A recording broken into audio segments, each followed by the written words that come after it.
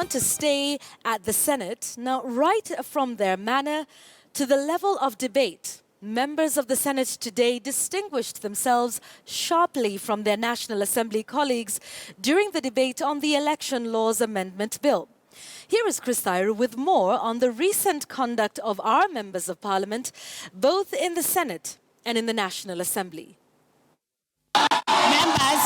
Quite a disorder there. From physical violence in the chambers.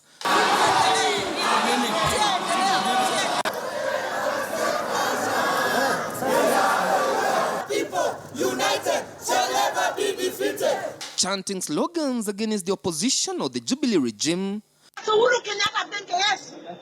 Who does he think he is? He's only a president because he stole election. He does not even compare to me.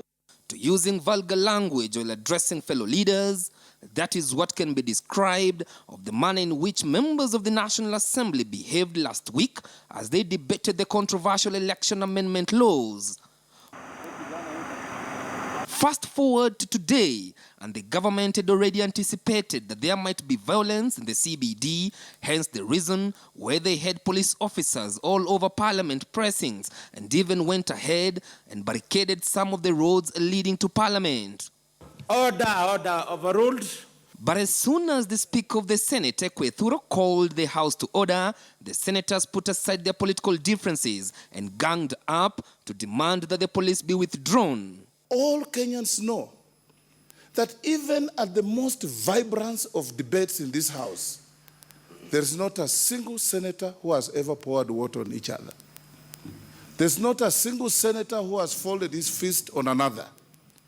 There's not a single senator who has sprayed a chemical in the face of another. The scenes that were witnessed in the lower house are not going to be seen in this house. That we are going to conduct ourselves with a lot of decorum. We are going to be in our tradition, a house that is going to conduct with itself with a lot of dignity as we debate today, Mr. Speaker.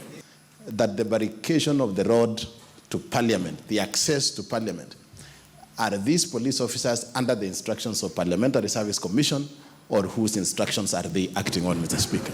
Because, Mr. Speaker, it is important that for Parliament to operate independently. It is not right for anybody to ask policemen and women to come here and camp around Parliament when Senate is meeting, because there are no chaos, there are no insults, there are no intrigues. After the protest from senators, the Speaker had no option but to intervene on the matter, which saw the police withdrawn.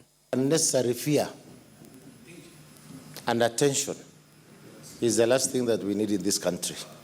And I want to direct the Chair of National Security to investigate so that this matter does not just end here. To investigate and bring a report to this House under what circumstances did the police come to Parliament. This is not a police state. This is a democracy. And when they got down to the business of the day, a section of senators from both the political divide, led by the majority and minority leaders, held an informal meeting. They agreed to rally their colleagues to subject the controversial election laws to the Legal Affairs Committee for public participation, contrary to what had happened in the National Assembly. Senators are friends in addition to the fact that they are adversaries in their own political terms. It is wrong, immoral for the police to barricade the road to Parliament. The message we are passing to the National Assembly, and I think we just need to be honest, is, Mr. Speaker, the embarrassment that has visited the precincts of Parliament, Mr. Speaker, is regrettable. Even those senators whom sometimes veer off from the path of decorum, it is still within the acceptable parameters of parliamentary debate. On several occasions, the Senate and the National Assembly have differed on several legislative matters, including procedural matters, forcing both houses to seek mediation. In this specific case, there is general agreement that the senators conducted themselves in a more respectable, mature manner than their colleagues in the National Assembly. The senators will resume their deliberations on the 4th of January, which is Thursday next week, to consider the report by the Legal Affairs Committee. Chris Thairu,